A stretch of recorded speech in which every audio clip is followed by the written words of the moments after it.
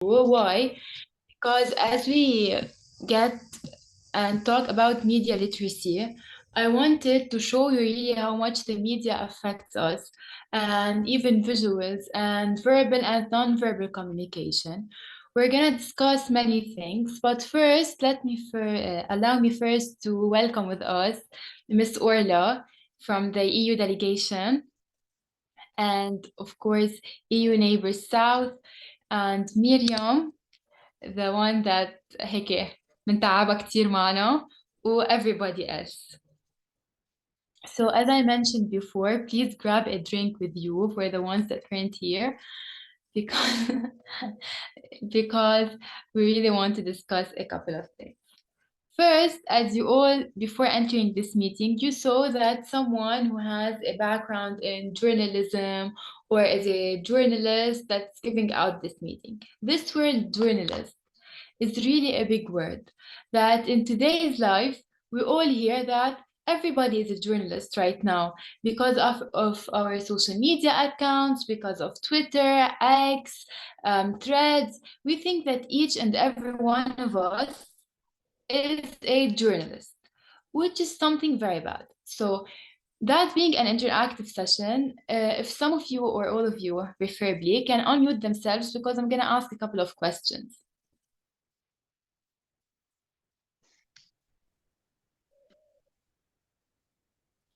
Okay, so to begin with, I want to ask you something. Do you know how the internet, telecommunication, and social media first, how it began and how it came into our world?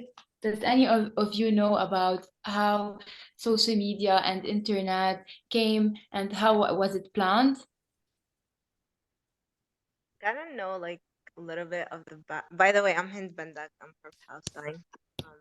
You'll connect there. I can Um, hear you. I kind of know a little bit about it as a background story from like my history classes. Um, and that it all started with the revolution of the industry revolution. That's my knowledge about it, mostly. That's great. Okay, so Lena also here is raising her hand. Hi. Um, so I was in like a workshop a couple of months ago, and I remember them mentioning that AI was a technology that was like invented long ago, but the problem they had was data. So they didn't have data for the AI to operate. The facilitator mentioned that all the media, social media, were actually invented from a point to have the necessary data for this AI to operate. So I guess this is why. This is where they all started. Yeah. Does anyone else want to give a bit of feedback or knows any backstory about social media and internet in general? Yeah. Hi, Nour. How are you? Hello. How are you all? So I think social media, in a way, came after the revolution, the third revolution, that happened in 1969, 70. So basically, like with all of this technology and information technology revolution that happened over that time, social media was something natural to happen with the years, I would say. Okay. So does anyone else want to? Yeah, Orla, of course, you're raising your hand. Hi. So I know some of you, not others. My name is Orla, and I work at the EU delegation in Lebanon. And you were asking there, Nour, two questions: one about the internet and one about social media. Yeah. And it occurred to me that when I remember several years ago, when there was already a kind of a rumor about, being asked to pay to have social media accounts. This was would it happen? Would it not? And then the point was raised that the reason it's still free, why would anything be free? There has to be some kind of a hook, a reason why a company would offer you something for free. And the reason is because you are the product in a way.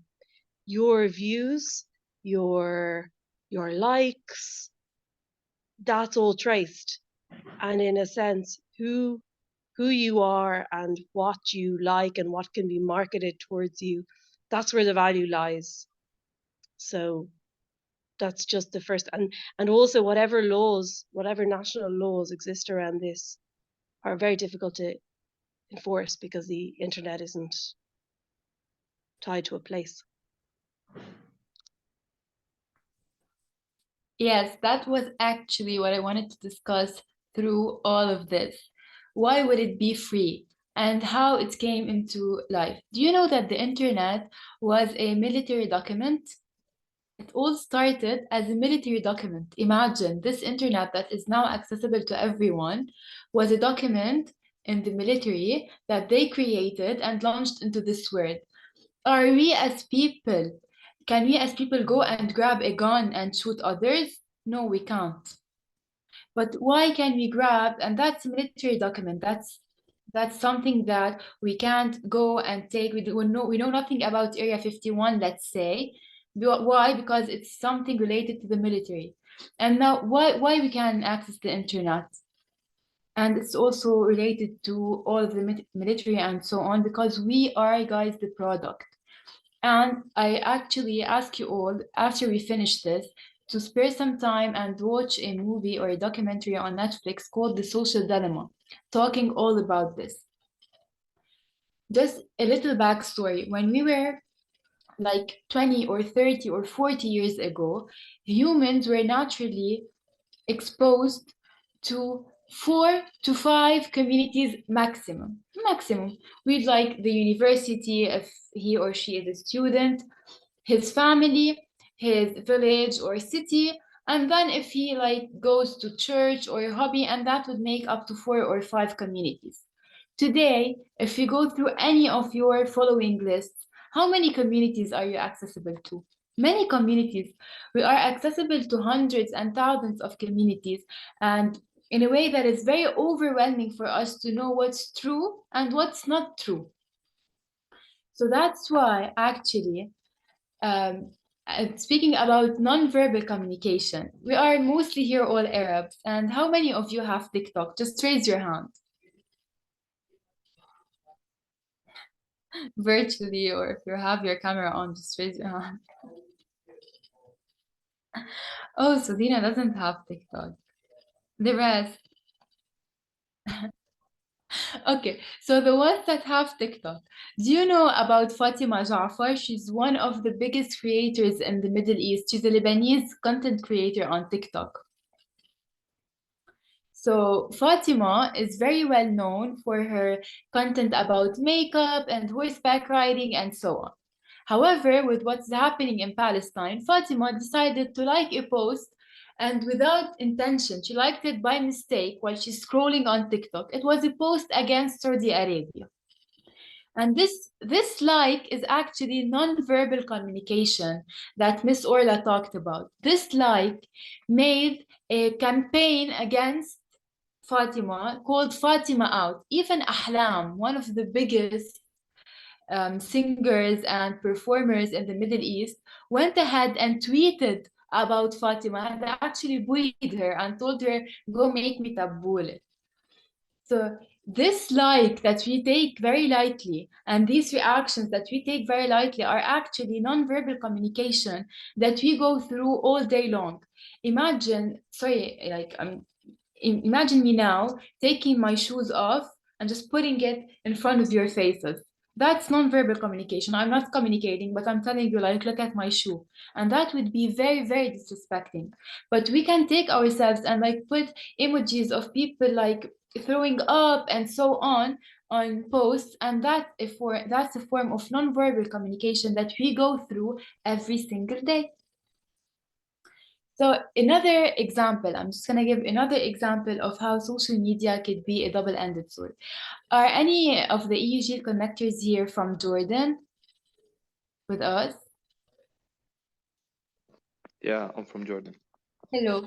Okay, so do you like watch a bit of politics about the king and the queen and so on? Yeah, of course. Yeah. Okay, so how many times have you seen pictures or tweets or posts about Queen Rania supporting Palestinians and her famous interview that is stating about how she supports Palestine and how media isn't covering the correct things that Palestinian people are going through. Yeah, Queen Rania has been very active lately with posting and showing the truth. So she's using her platform very well, I would say. And that's the power of social media when used right. Yes. Okay. But And how Sam, many times have you, huh? or maybe, yeah, I'm just asking, is there Go ahead. anyone from Lebanon or not from Jordan here? Like the Arabs in the EUG especially. Okay, Lina. Yeah, from Morocco. Yeah, how many times have you heard news? Personally, I've heard it like hundreds of times. How many times have you heard news about that King Abdullah is supporting Israel, the state of Israel, and that he is allowing American aid to go through his airports? Many times. Okay, so see, that's the same story. That's the same family.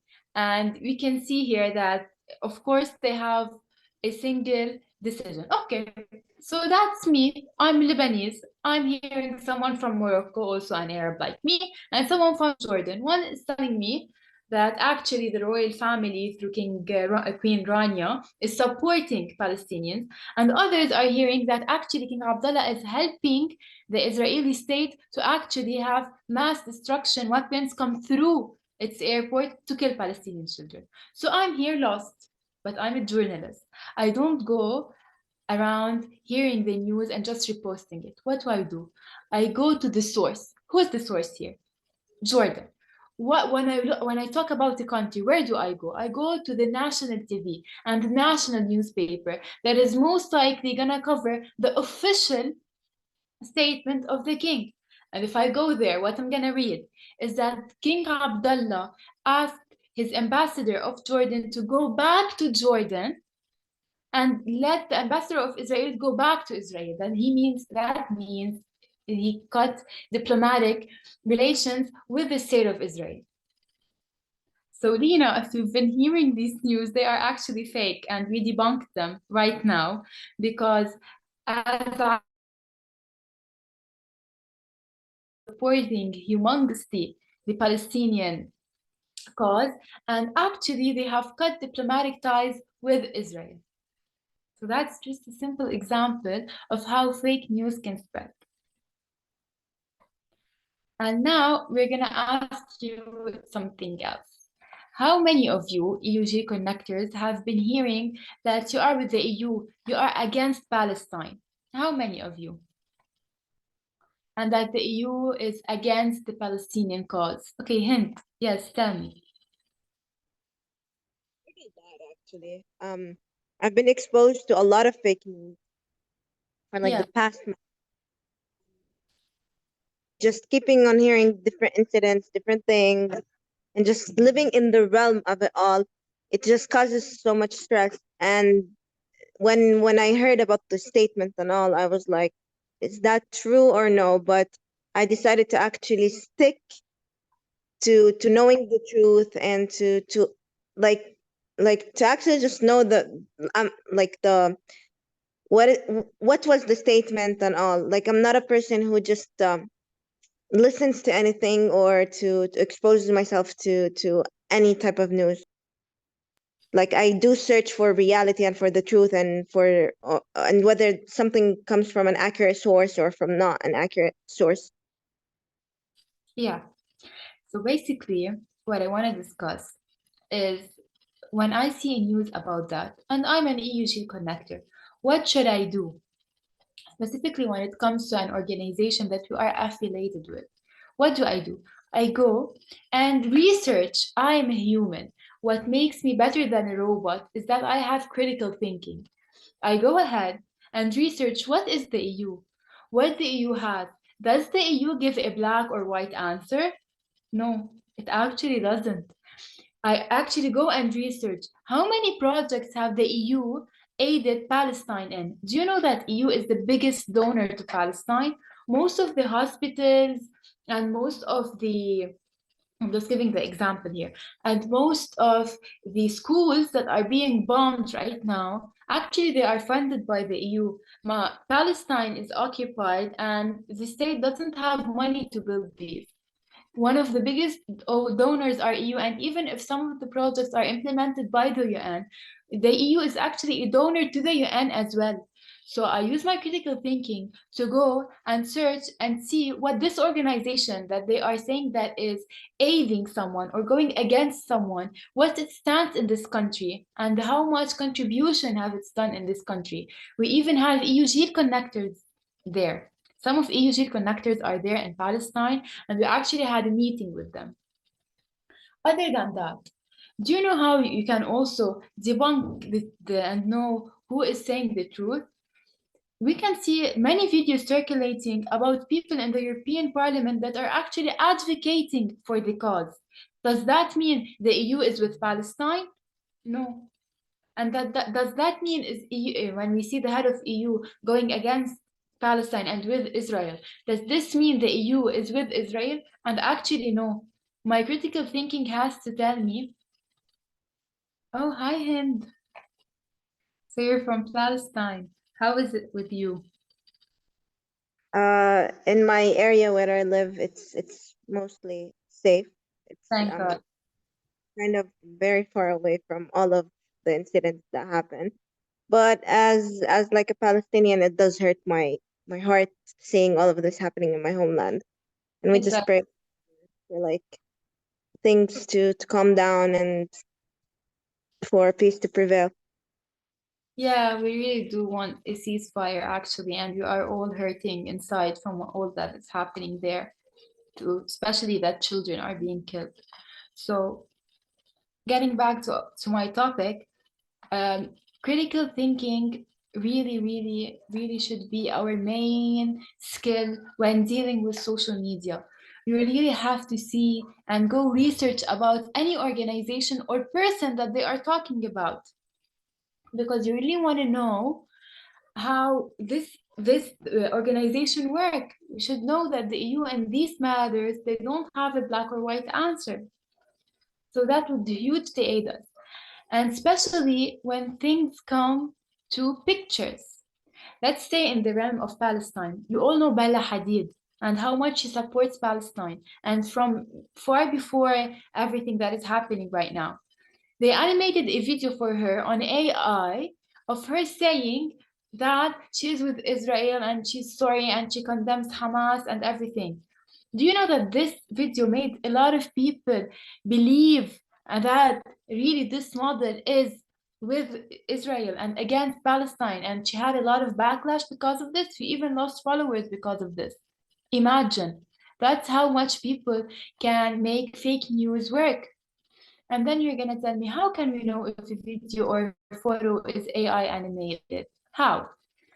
Actually, as EUJ connectors, some of you might be following EU on Instagram, and they actually have a like segment on Instagram where they post about fake news, and they show us how you can use Google to know if this photo, when it was taken, or if it was edited or botched. So really use their Instagram and social media for your own benefit, not only for opportunities, but to learn how to debunk fake news. You can just take the photo, use the picture option on Google, and see whether it is true, what time it was posted, and so on. I can now grab a photo of my house on fire when it got on fire like 20 years ago, and I can tell you my house is on fire, and I can put it on my Instagram, and I can grab pity from many people. But this photo is from 20 years ago. So make sure that the photo really goes with what's written. Go see what time it was posted, who posted it, the time, the content of the photo, if it's true or not. So I want just actually some of you now to tell me a photo that they saw recently and it really broke their heart, and I want to discuss it a bit. Maybe from Palestine, maybe not.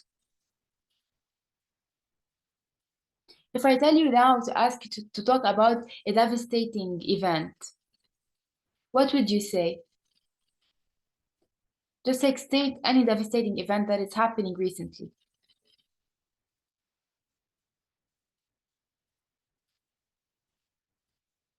Yes, Irene. I was asking to, like, if you can state a devastating event. The Moroccan earthquake. Okay. So how many of you have heard about the Moroccan earthquake? People that are not from Morocco. Yeah, EU neighbor South is raising their hand, so they have heard about it. The rest, have you heard about it? Okay. So now if the ones that heard about what's happening in Palestine can raise their hands. How many of you have heard about what's happening in Palestine, about everything that's going on? So if you can, please raise your hand. Nisreen, Ali, Hind, like everyone who's okay. So if we compare, hey Nada. So if we compare the ones that raised their hands about Palestine and the ones that raised their hands about Morocco, we can see a huge difference. Do you know what we call that? We call that media setting. That means that the media can choose to tell you about an event or not to tell you about an event. That's something called media setting. The media can choose to tell you about something that is happening in Palestine, but most of us don't know that also a big war is happening in Congo, and that the earthquake happened in Morocco, and that actually a person got killed today in Lebanon in Shikka, and that people got shot in Shikka when they were protesting with the Palestinian cause. All of that is called agenda setting. But the media won't tell you that Jewish Orthodox are the ones that are revolting against what's happening in Israel. Because the media chooses what to tell you. So if you really want to know more, you really have to go to trusted sources and know. How many of you have heard about what's happening in Congo? No one. That's what the media does. It shows you something. All the southern people in Libya died because of a flood about 2000. Okay, see now, Rida, I'm a journalist and I haven't heard about the flood in Libya because I'm just like you. I receive information just like you. And you have to know something that media outlets, each media outlet is controlled by a specific person or political party. So when you get a news, just go make sure who owns this outlet. Go make sure maybe this, if a person is a Zionist and he owns a media outlet, he's gonna condemn Hamas the whole time. And if a person is actually Arab and with the cause, he's gonna condemn Israel the whole time. For example, regardless of my stance, what do I condemn or who do I not condemn? But just know when you go, even when you go to a trusted source like a media outlet, just know the source, who this source is, what's its background, what political party is affiliated with this source. And especially when going on pages on Instagram, these pages don't go through a long process till the news gets to you. When I write in a newspaper, the editor-in-chief has to see it, a fact checker has to see it, a linguistic has to see it. My simple article of 700 words goes through like 4 to 5 people. However, on social media, anyone can write whatever they want and they're just gonna post it and then you're gonna see it. So go to the trusted source. And even when you're going to a trusted source, go see its background. So we have Orla, Lina, and Nada raising their hands. So I'm just going to start with Orla because I saw you raise your hand first. This is a really interesting subject. It's what you were saying about ownership as well, particularly when it comes to private ownership or even networks that are owned by countries. They can set an agenda. And then something else occurred to me. Sometimes putting something on the agenda or leaving it off is a choice that says something about the wish for selecting information in a certain way. But then also other times, for instance, it's less sinister. I'll give you an example. So I'm originally from Ireland, and Ireland, Lebanon is only on the news in Ireland from time to time. I mean, one of the major events, of course, that happened in Lebanon over the last few years was the port blast. So it was maybe a year before something else cropped up on the national news about Lebanon. And that's not because the Irish news, I think, hope, only wants to show terrible things happening in Lebanon, but because that's a major world event that any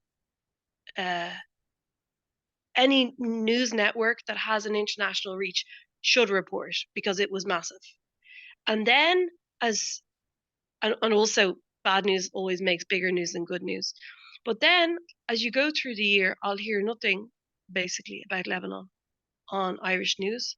But that doesn't mean that other, let's say, European news sites that have more to do with Lebanon on a monthly or a weekly basis will have the news. And I would give, say, another example. In the last few days, one Irish member of the European Parliament, her video has gone around the world, particularly in the Arabic-speaking world, speaking about the situation in Palestine. And yet, she speaks on many other issues, but it's about, it could be about the safety standards in, shampoo or something. And it just doesn't have the same interest. So of course it doesn't get the same reach. So you see, she talks about this, and it seems like it may be, if you've never heard of her before, you think that's her main issue. So it's a kind of a what a network or a social media site chooses to show you is mainly also about your interest, and not always something sinister. Yeah, that's true. That is what I was trying to say. And concerning the Beirut blast, like yes, that's agenda setting. They can choose not to talk about the Beirut blast, but we don't see media outlets right now, international ones, especially ones that deal with law. I'm actually a law and journalism student. So, like there's weapons that are banned internationally, like phosphorus ones, okay? And they are used in the south of Lebanon right now. So many people think that Lebanon like is totally fine and it's not affected. While my friends from the south, they had fled their houses and they are here now. They took new houses. So yeah, it's really what the media chooses to show you about a certain country. Like that's totally true. And Nada wants to speak. So yeah. No, just to give a small anecdote about, before joining EU Neighbor South, I was a producer of documentaries for Jazeera for many years, for like 15 years. And I Wow. remember that in one of the festivals, they shared a poll of an opinion poll made with the students, university students in England, asking them, what do you know about the Israeli-Arab conflict and the Israeli-Palestinian conflict that was really years ago? And they said the majority of the answers coming from those students aged between, I guess, 17 and 21 was, oh, the poor Israeli, they've been, the Palestinians are taking their houses and settling in and taking Israeli land out of them. So it was the reverse, the total opposite of what we know is reality. Why? Again, because like Orla was saying, it's the Western used to own and still owns a big part of the narrative, whereas the Arabs didn't have theirs. I was lucky enough to be working with Jazeera because I think it was one of the very first Arab speaking and the other side of our other version of the story. Because we were very low, we didn't have even if we had our narrative in the media, in the classical media, they were not visible to the Western world. They were not. I mean, you wouldn't go to France and watch any channel that broadcasts a Moroccan news or whatsoever, whereas it was one way, basically. What I'm trying to think about today is the beauty of internet is nobody can own it. It's true that media have agendas and media are owned or have their own propagandas and etc. And it was mainly Western media, and we didn't have our say in it. We didn't have our version of history, at least another version of history or a proposal that. But social media is not like that, and I think this generation can go and look for the information, even if it's true that it is biased and there is a lot of fake and it's, but the beauty of it, it's you cannot possibly own all social media and you cannot possibly censor all social media, which makes the narrative today, or and this is what I'm seeing in the streets today. I think there's a wind of change because this generation is much more literate and much more aware of what's happening because they're not just exposed to one source of information. It has a double edged, it's true, but at least nobody can own the whole world of social media, which makes it, I think, in my opinion, towards, I mean, in a good sense, you know, uh, now we can tell our version of history, now we can tell who are the real, victims here and the real. So you can offer people another version of things. This is just what I'm trying to say. Yes, exactly. Thank you for this beautiful opinion. And I actually wanted to shift into this part of my session where I talk about Palestine and Mu'taz from Palestine that say that they are inside the occupied land, that they are covering the events that are happening event by event, day by day. And we can feel that we are living these things that they are going through. Of course, we're not physically going through what they're going through, of course not, but mentally we feel what they're going through, like when Patricia, for example, found a piece of chocolate and popping candy after 2 to 3 days of no to zero food, little to zero food, we were all happy and reposting her story. So of course that's why it's a double-ended sword. Of course now we have to say our say, and don't think that a story won't free Palestine. If a story won't free Palestine, they wouldn't censor our words. If words aren't important, people wouldn't study journalism and communication. If words aren't important, we wouldn't write, we wouldn't have books, we wouldn't have articles. A word can really change the world. One word can change the world. Our words have led the people of England that they are known that they really it's very few to hear, it's very little to hear in news that the people in England that they are revolting. The people are in England, they are revolting, and millions of people are flooding the streets and revolting with Palestine. That's huge. Jewish Jewish Orthodox are revolting with us. Manhattan, NYC, from all over the world, they are having protests supporting Palestine, and you can see that that's great, that's big, that's really huge. So yeah, just wanted to add, and then Miriam, the one and only. Thank you, Noor.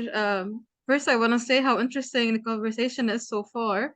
I didn't expect these kind of questions, these kind of turns, from question to another to answer and stuff. What I want to ask about is mainly, how, yeah, we have to always go and look back to the source, and it's something that we have to do as people who want to be critical in our thinking. But something that these days is kind of difficult is, let's say, for example, in the case of Gaza right now, for example, in the north of Gaza, there's almost no coverage from accredited journalists or journalists on the ground. So we are having to rely on the doctors who are performing surgeries there when they tweet, when they post something on Instagram. We are having to rely on the people and how they're showing us their reality, how it is. And this is something I wanted to ask about, like how in this situation when 40 journalists have been attacked, killed, how do we, how do we go about this? How can we make sure of what we're hearing or seeing?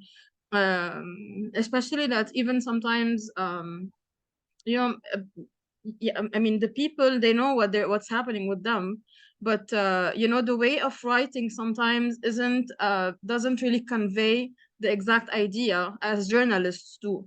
So maybe in the writing it's a bit maybe exaggerated or something, but I know it's feelings, it's because we're human. But in journalism it's different. It has to be more like, structured, and tell the message right as it is.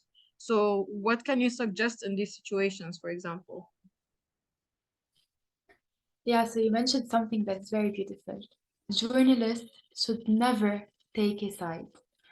Through all of my meeting, I've said the state of Israel and I've said occupied Palestine. If you can hear me saying the state of Israel, you'll say, oh, she's with Israel. She said the state.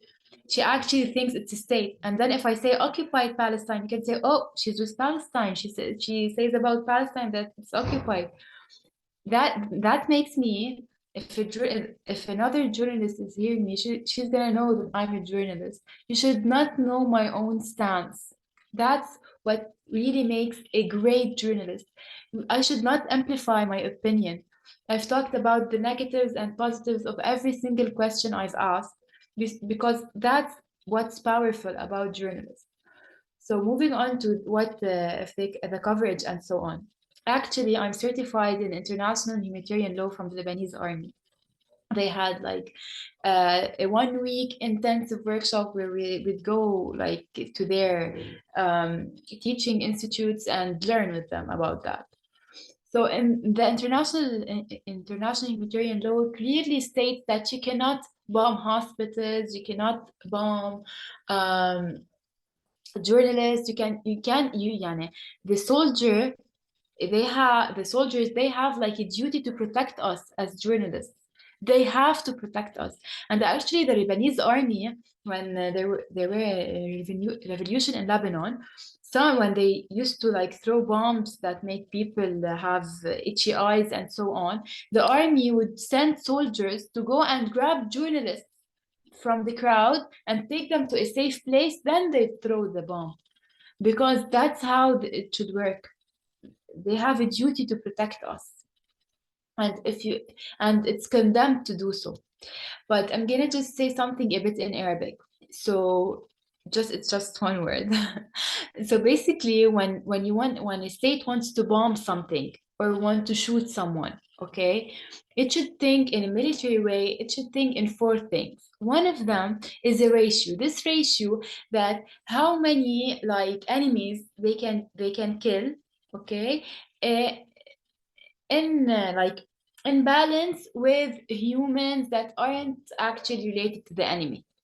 فهو أنا عنده التقارب، وهيدا مبدأ بالجيش. Okay, so Nour, the are state you of talking Israel. about, sorry, are you talking about the fighters and the civilians, or the fighters like So when in each let's say, enemy?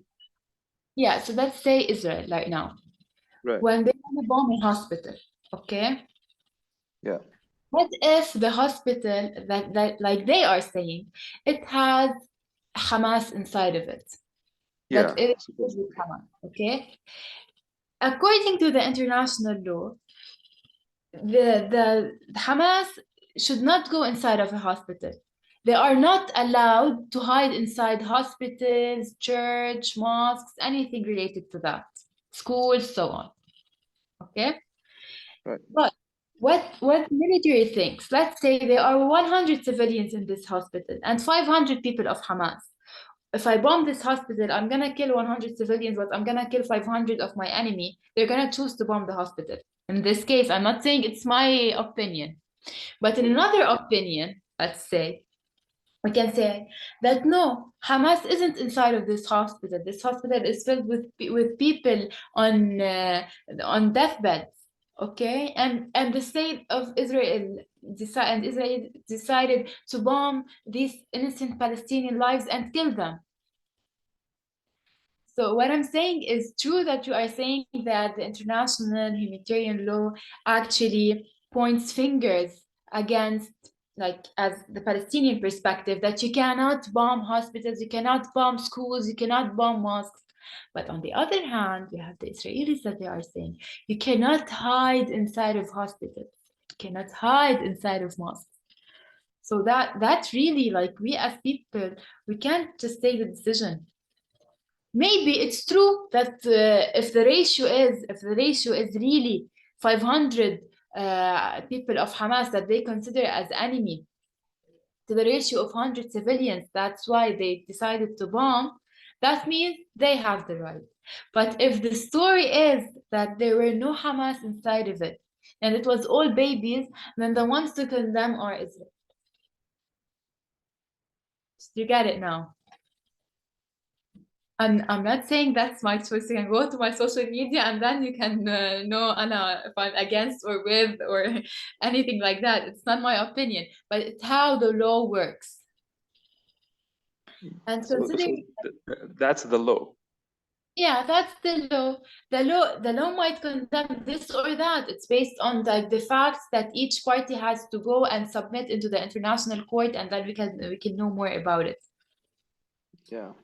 And considering that, why not journalists are going down and like covering, you know, that like media outlets, they have their first priority is our health, okay, and our life. And do you know, like, some Israeli soldiers are shooting journalists, and that's a fact that we saw them on television 2 days ago, that they bombed actually a big amount of journalists that they were in the south of Lebanon. So that now media outlets are scared. They, even if the journalist wants to go, they won't let him or her go, because if she or he died, then their families and all of that is all like the fault of the media outlet. It's not the fault of like the enemy. So that's why. So they are scared to send us, and it's not safe. Even when some journalists were covering from the south of Lebanon, not even from Palestine, they got bombed twice on camera. You can all see it on MTV, on Instagram, how they got bombed. So yeah, that's why. Any other questions? If any of you wants to, yeah, it's true. Like, Israeli soldiers are known for targeting a lot of sources. But as you know, or maybe some of you don't know, Israel, some of Israeli soldiers say that they do that because these journalists are taking photos of their military places. Like, some of them say they are taking photos of our bases, military bases. They are taking photos of our soldiers. So it does have like two sides of the story. And that's why media outlets are now scared to send any like videographer or journalist, because he or she will unfortunately get killed. Yeah. If any of you wants to ask any question related to media literacy or international humanitarian law on the side, I can answer as well. Okay, Noor. So, like, if with some like journalist would take videos or pictures of like the where the military is, would that like justify them killing this journalist? In the law, in the media law, I'm just like trying to understand this I don't know, this really crazy world right now we're living in. So does that justify them killing this guy for like shooting where they at in the law? No. No. No, the law doesn't justify anyone killing anyone. The law doesn't justify that. Of course not. The law is against killing anyone. The law tells you, like, come to court, and the court will take you're right from the other person. But I'm just stating both opinions. I'm just telling you that Yeah, I can't amplify my opinion. Of course, I'm against this. I'm a journalist, and it's my passion to cover wars and so on, because I like to show the people what they can see, and I like to be the voice of people that doesn't have a voice. However, the law doesn't like actually allow anyone to shoot anyone else, and the law is here to protect journalists actually. But if these people aren't like respecting the law, what can we do? How many times have the UN or even the European Court have sent many times like warnings for them to stop shooting journalists and all, and they just don't reply. And you can see it on like Netanyahu's public speeches and so on, and he makes fun of the law. right. Yeah, so of course not. The law protects journalists at all costs. Any other question?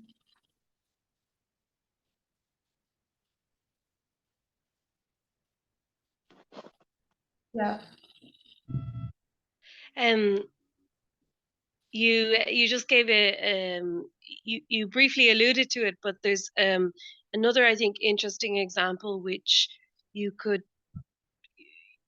say this about anyone who's a journalist or any station.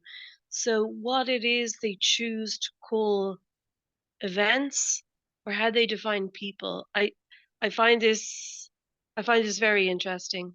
I mean, how we choose to label people. You mean how to choose to label them as fighters, journalists? Yeah. Okay. So then, There was a controversy. I mean, even recently with the BBC, there were protests outside the BBC. People were basically asking them to change their editorial line and to use the word terrorist when describing Hamas. And the BBC has an editorial line since it was founded that it never uses this word for anyone, actually, because it's not seen as helpful in any case and dehumanizing. Exactly, yes, Ali.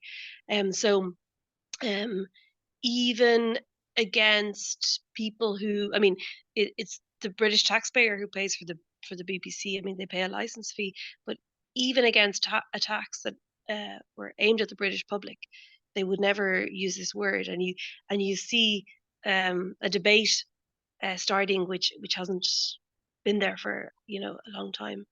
If it and it, in essence, in this case, an exception, would be made. But even how we, I mean, that's one example. It's a recent example, but even how we refer to people who really have a profession. Let's say a politician, but they can be sort of referred to maybe disparagingly or not given their full whatever, whether it's a title or it just this stuck out to me when you mentioned it. yeah, and considering this, the international humanitarian law really tackles the wording and how to name things, especially during wars. And actually, it's given to journalists to really know how to word things out. For example, if you are an army that belongs to a country and then if your country ratified the international humanitarian law,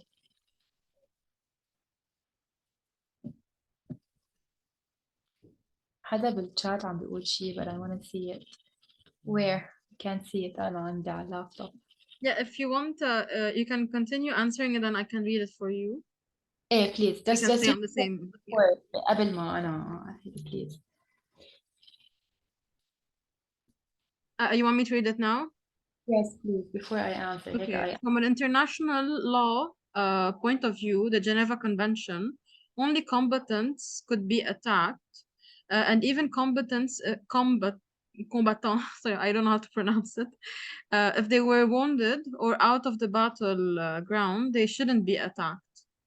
Yes, that's true. According to this law, let's say if I decided to just like I'm a wounded soldier, okay? Let's say X and Y are at war, okay? I'm from the X side and I'm a wounded soldier and just I'm on the ground and I can't fight anymore.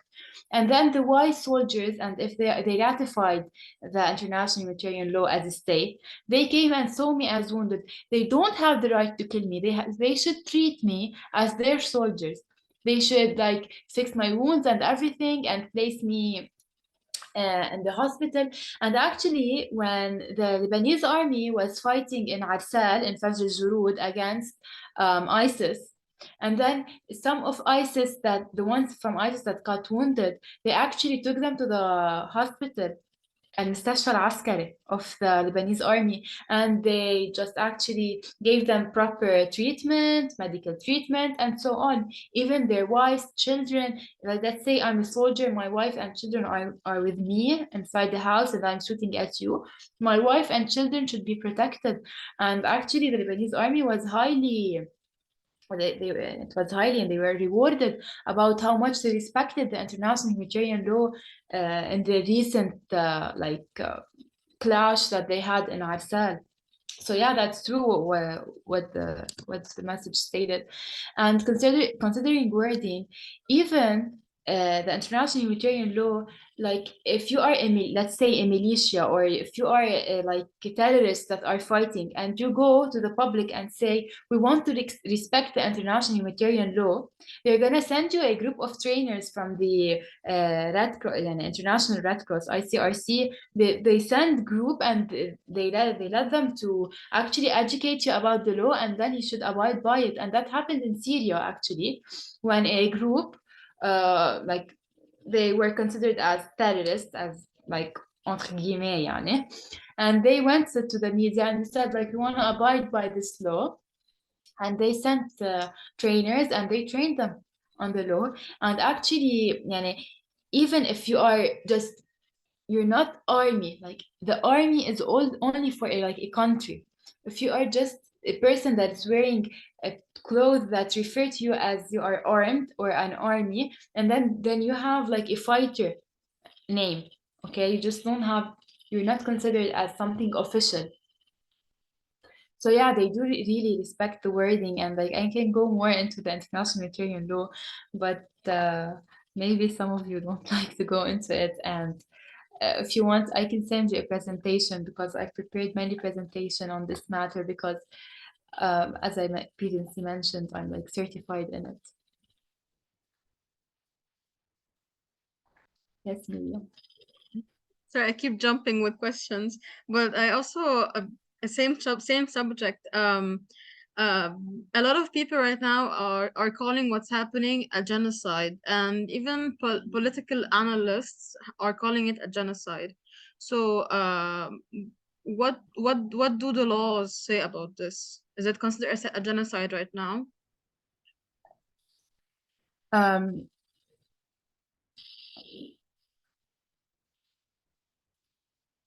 Actually,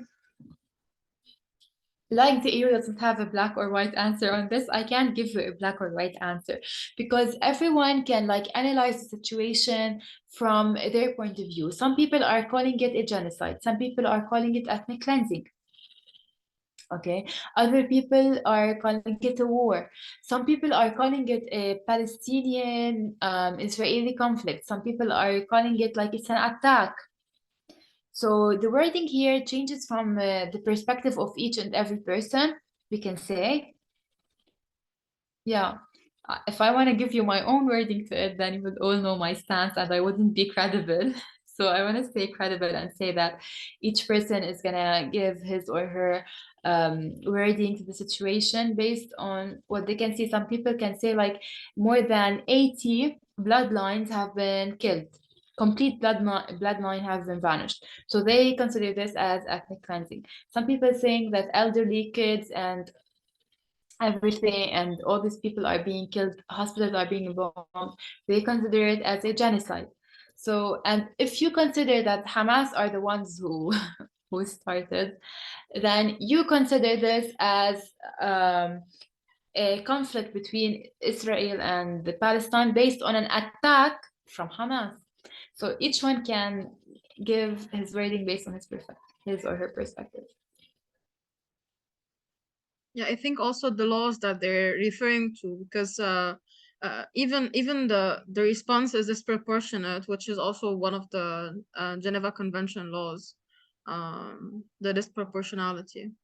Yeah, that's true. Proportionality is very important when it comes to the military, actually. Yeah, so maybe like one time an incident happened in Lebanon where one civilian was killed. However, two people were killed, two like terrorists were killed. One of them was with like 203, if I'm not wrong, um, from like مذكر التوقيف. So that's it. So that's an important proportionality. Okay, yes, a civilian died and he should not have been dead and so on. But these two people, they have been wanted from the like Lebanese government for more like than 20 years. So if they had no choice but to catch them in that way, so what could they do? So proportionality is something very important, and like when we talk about the army.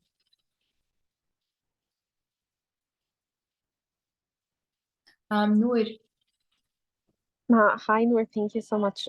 If you allow me to tell my opinion on that matter, or according to the international law, it is a genocide because according to the Convention on the Prevention and Punishment of the Crime of Genocide, the definition of genocide, it's a crime committed with the intent to destroy a national, ethnic, racial, or religious group in whole or in part.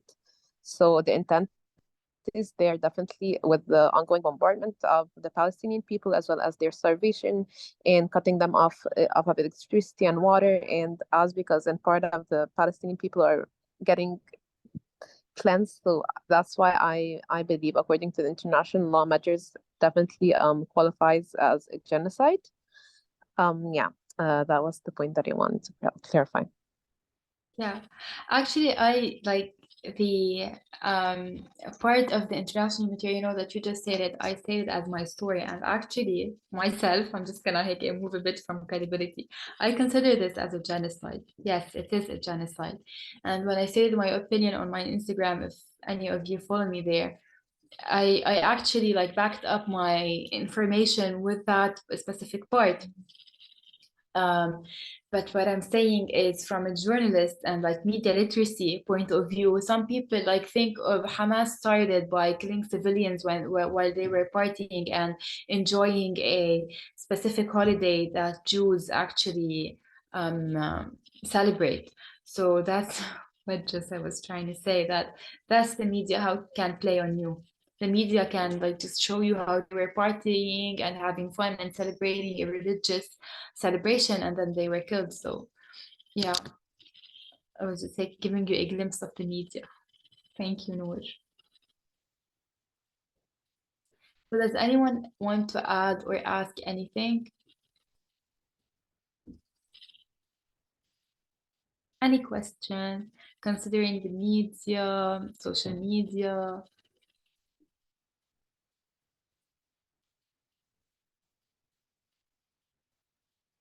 So I think that's it. No one has a question. I really hope you enjoyed. I really wanted to make something outside of the box and make it to chit chat together to make the information like more, يعني هيك to understand it more. You know, I could have put it on a presentation and visuals that I'm great in doing, but I really think when you like state your own experience and actually have like the chance to voice your opinion, the information that is given to you will stick to you more. So that's how I learn actually. So I wish. If I may just say also out of personal experience and a survivor of 17 years of war and a blast and a few snipers, that hatred and resentment and violence are inherited from one generation, are transmissible from one generation to another. I'm a mother of teenagers. I lived the war. They're seeing what's happening in Palestine. We're all denounced the massacre, the genocide, and I agree with the intention that it is a genocide. But then again, I think your generation and the generation of my kid can break the circle and break this vicious circle and break the narrative. Because if I want to keep my hate and communicate it to my kids and tell them this is the enemy, it will never end. And from one generation to another, we keep transmitting the cycle of violence towards each other. Then comes a generation, they say psychologically, and in transgenerational generational psychology, there comes one generation that breaks the vicious circle. The EU did it, after massive killings throughout World War I and World War II, and millions of deaths and hatred between German and France and French, etc. They managed to overcome hatred and create peace. So, but it started with one generation who did have the will to change, to contribute to something good, to constructive communication rather than to destructive communication or mass destruction, because media can be also a weapon of mass destruction. So I'm just wanting to say that please don't do what we've done. Don't do our own mistakes. Don't get carried on by hatred or by violence, and don't inherit it from us, and don't give it to your children in the future, which I hope you don't. So, because one generation has to break the circle. And thank you, Nour, for this very, very constructive, workshop. And good luck. And thank you, Ola, for attending. Short notice, but really thank you for attending. Thank you, Nada, for your words. Yes, really, thank you. If Ola wants to say something also in to close. Thank you very much for this exchange of views. It's given me a lot to think about. These are the things that I think about at night. But it's great also to have seen with the Skills Connect that there are people online from Lebanon, but also from other countries. I mean, across other UGL Connect networks. Thank you very much, Nour, and thank you very much as well to you. Yeah, Nour, and from Egypt, Lina from Morocco, Sarah from Morocco as well. Tunisia. So, yes, Sarah, excuse me. Hind from Palestine, Nisreen from Morocco, Ali from Jordan. So yes, it's a nice mix. Thank you everyone for attending. Thank you so much, Nour. It was a very constructive, discussion, and all the examples, as I said earlier, always had a twist, and it was very nice. I give you the floor to wrap up, and we see you guys on the next Skills Connect session. Thank you so much for all of you for attending today. Thank you, Orla. Thank you. See you soon. Bye, everyone. Bye. Bye.